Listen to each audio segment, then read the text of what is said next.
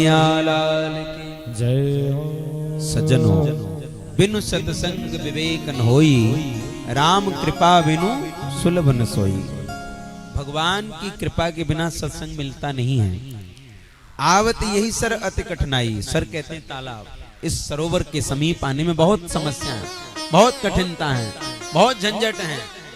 बोले साहब कथा सुनने कैसे जाएं? जाते तो जरूर, मगर ये काम है, ये है, वो है, न जाने कितनी पीड़ाएं हैं, कितने व्यवधान हैं।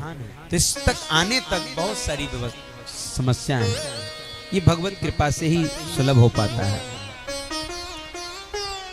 और इसके बाद जैसे ही भृगुर वसिष्ठश्च वनश्च गौतमो मेधातिथिर्देव देवरातो रामस्तथा गाधिसुतश्च शाकलो मृकुण्ड पुत्रादज पिप्पलाद योगेश्वरौ व्यास पराशरौ च छाया सुकौजा जलजन्मुख्या सर्वेप्यमी मुनिगणा सह पौत्र शिष्या स्वस्त्रीभिरायैरत प्रणयेन युक्ता। बड़े बड़े ऋषि लोग को पता चला कि सनत कुमार नारद जी को कथा सुना रहे हैं, हम भी चलें। अब बताइए, आजकल कहीं कथा हो तो लोगों को इंतजार रहता है कि फोन आए तो हम कथा सुनने के लिए जाएं। कार्ड तो आया नहीं तो कैसे जाएं? फोन और कार्ड से आने वालों को पूरा पुण्य नहीं मिलता है। जो बिना फोन किए आते हैं, जैसे ही सुना कि कथा हो रही है, उनका 100% उन्हीं के खाते में। अगर कोई आयोजक आपको फोन करते हैं, विशेष रूप से कार्ड देते हैं, और मात्र आप हाजिरी लगाने के लिए 2 मिनट आते हैं, तो आपका कथा से रुचि थोड़ी है। आप उनके यहाँ जाना चाहते हैं जिन्होंने आपको बुलाया है। ये व्यवहार आप निभा रहे हैं। कथा का जो रसिक होता है वो निमंत्रण की प्रतीक्षा नहीं करता है। आप कहेंगे हम इतने बड़े आदमी हैं तब भी चले जाएं बिना बुलाए, क्यों नहीं? कौन कौन आया है इस कथा में पता है? इस वाली की बात नहीं कर रहे, नारद जी ने जो कराई। भृगुर वसिष्ठश्च वनश्च गौतमो, महाराज भृगु परशुराम जी के पिताजी, वशिष्ठ भगवान राम जी के गुरु जी, च्यवन ऋषि, गौतम, मेधातिथि, देवल देवरात, गाधीश विश्वामित्र, मार्कंडेय, योगेश्वरौ व्यास पराशरौ च। जिन भगवान व्यास ने भागवत को लिखा है वह भगवान भी आए कथा सुनने के लिए। कथा जहां पर भी हो सुनने जाना चाहिए, कि जीव का परम सौभाग्य है। और जो नहीं आए ना, उनको ऋषि लोग जबरदस्ती लाए, बुला बुला के लाए। क्योंकि कुछ ऋषि इसमें सदगृहस्थ हैं जो अपनी पुत्र पुत्रियां पत्नी को साथ लेकर के आए। कुछ ऋषियों की शादी नहीं हुई है, वो अपने परिकर को, शिष्य मंडली को लेकर के आए। और जो नहीं आ रहे थे ना, उनको जबरदस्ती लेकर के आए लोग। अरे चलो कथा सुना के लाते हैं। आपको भी कल से कोई मिले तो लाइए, उसका भी भाग्य खुल जाएगा बेचारे का। हाँ, और 10% उसको पुण्य मिलता है जो लाता है या फोन करके बुलाता है। सब जगह कमीशन है, भगवान ने पहले से लगा रखा है। अगर आप 4 लोगों को लाते हैं तो 40% उनका हो गया, और मन इधर उधर भी जाएगा तो 40 तो अपना भी बचेगा कम से कम। 80% लाभ मिल गया। इतने से बढ़िया ऑफर और कहां? हाँ, प्रभु जी ने सोचा जो नहीं जाएंगे उनको हम पकड़ पकड़ के ले जाएंगे। एक और बात बताएं, जबरदस्ती धर्म कराना भी ये भी पुण्य है।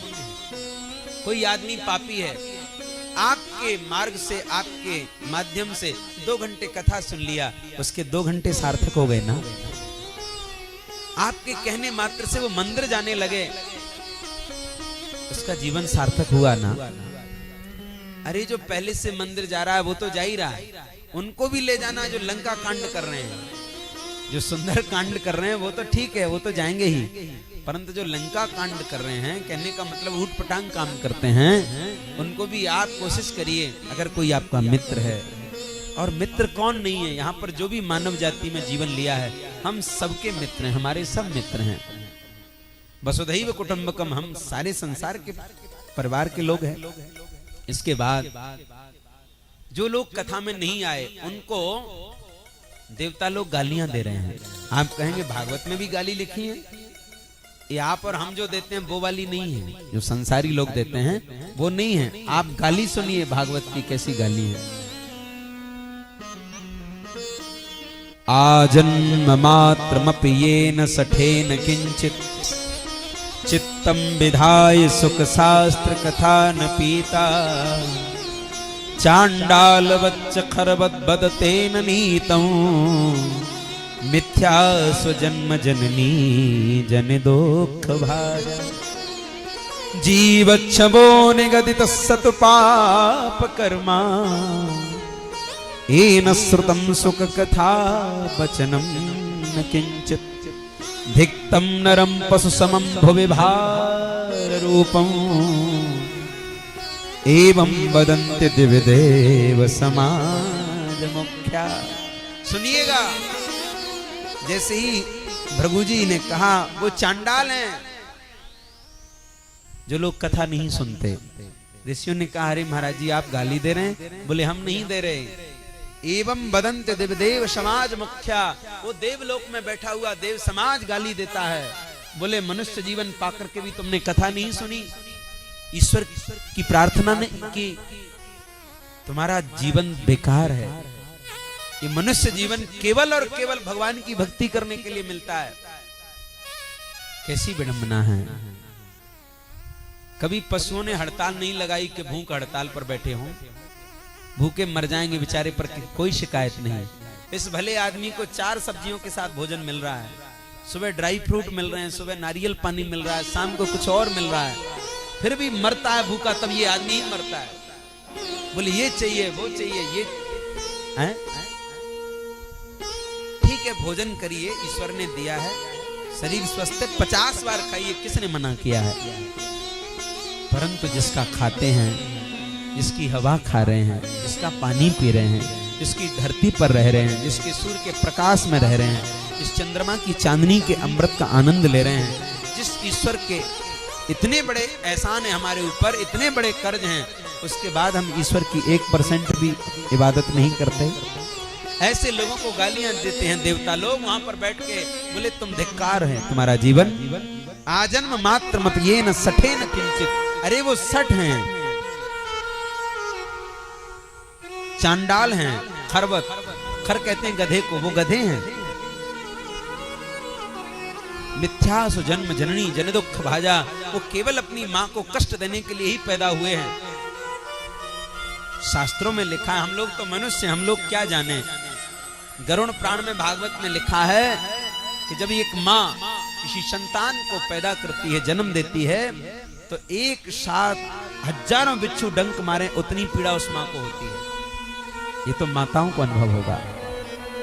जब बच्चे को वो जन्म देती हैं इतनी पीड़ा होती है, जब एक साथ 1000 बिच्छू डंक मारे उतना कष्ट होता है।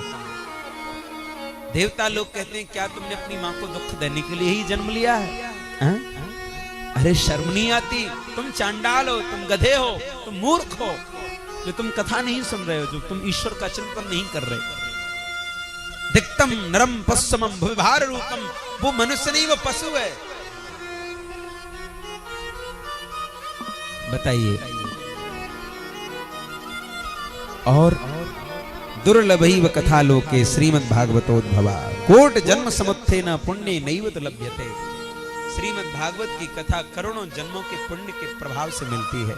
हम लोग कितने बड़भागी हैं, तो महीने में कभी कभी 2 बार सुनने को मिल जाती है, कभी 3 बार कथा सुनने को मिल जाती है। जहां पर भी कथा हो सुनिए जरूर।